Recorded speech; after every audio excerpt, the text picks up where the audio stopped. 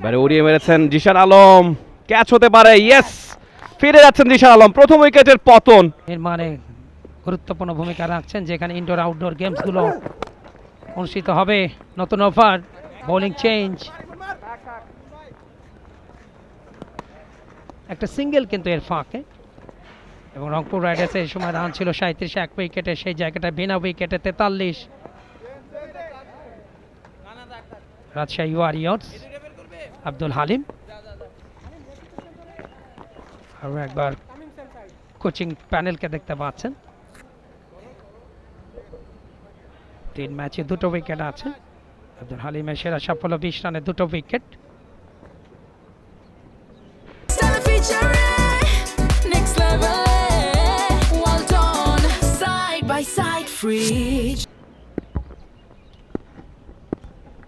তানজিদ তামিম এবারে কাট করেছেন, টাইমিংটা ঠিকঠাক হয়নি, নুরুল হাসান সোহানের হাতে যাবে। আপনি বলছিলেন দুই ওপেনারের কথা, তানজিদ তামিম এবং জিশান আলম, এই দুজনকে কিন্তু বিপিএল এর মূল পর্বেও দেখা যেতে পারে ওপেন করতে। তবে রাজশাহী ওয়ারিয়র্সের টিমে সাহিবজাদা ফারহান, তাদের ইনক্লুশন, পাকিস্তানের হয়ে তিনি ওপেন করে থাকেন। নিঃসন্দেহে তাকে হয়তোবা ওপেনিং স্লটে জায়গা করে দেবে রাজশাহী ওয়ারিয়র্স, এবং ইতিমধ্যে 43টি রান স্কোরবোর্ডে জমা করতে পেরেছে। রান রেটটা কিন্তু রেকর্ড রান রেট চেয়ে অনেকখানি বেশি।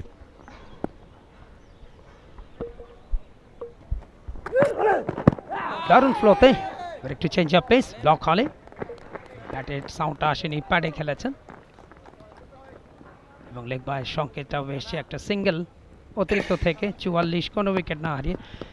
এবং আপনার টিমে যখন এরকম সলিড দুজন পাওয়ার হিটার থাকবে ওপেনার, অবশ্যই আপনি তাদের উপরে অনেকটা নির্ভর থাকবেন। তবে আমাদের কিন্তু সবচেয়ে বড় যে দুর্বলতা সেটি হচ্ছে ধারাবাহিকতা। এই জায়গাটায় যত বেশি আমরা ইজি হব ততই কিন্তু আমাদের জন্য সেটা হবে better.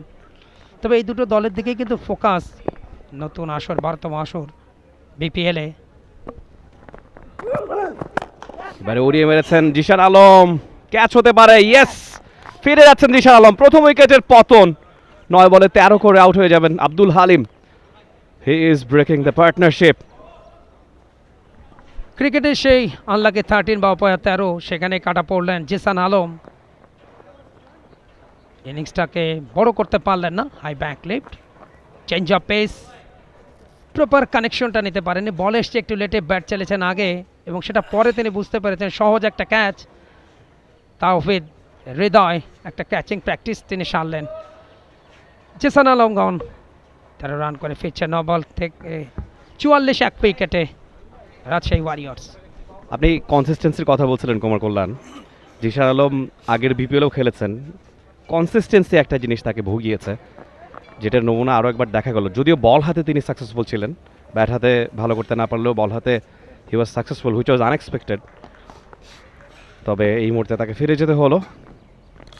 New batter is in. 44 রানে প্রথম উইকেটের পতন ঘটেছে রাজশাহী ওয়ারিয়র্সের। দেখুন, এই ধারাবাহিকতা কিন্তু আমাদের ন্যাশনাল প্লেয়ারদের ক্ষেত্রেও রয়েছে। নাজমুল হোসেন শান্ত এই মুহূর্তে ক্রিজে এসছেন, captaining the side Rajshahi Warriors. National টিমেও নেতৃত্ব দিয়ে থাকেন দলকে। নিঃসন্দেহে শুরুর এই ধাক্কাটা কাটিয়ে উঠতে চাইবেন তিনি।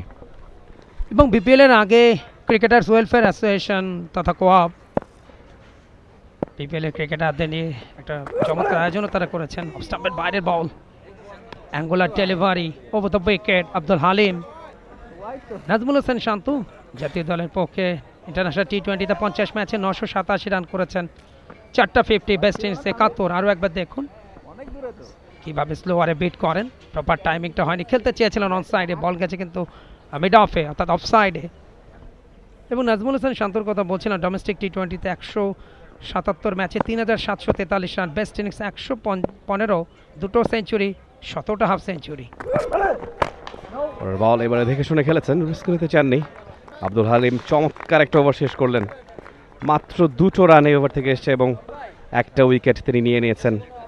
5 ওভার শেষে রাজশাহী ওয়ারিয়র্স 44 এক উইকেটে। এই মুহূর্তে কমেন্ট্রি বক্সে ডাবল চেঞ্জ। আর একবার ওয়েলকাম জানাচ্ছি নাবিল কায়েসার এবং Rahul রয়কে। For more updates, subscribe to our YouTube channel and click on the bell icon. Follow us on Facebook and Instagram. Download T-Sports app to enjoy exciting games and highlights. Visit tsports.com.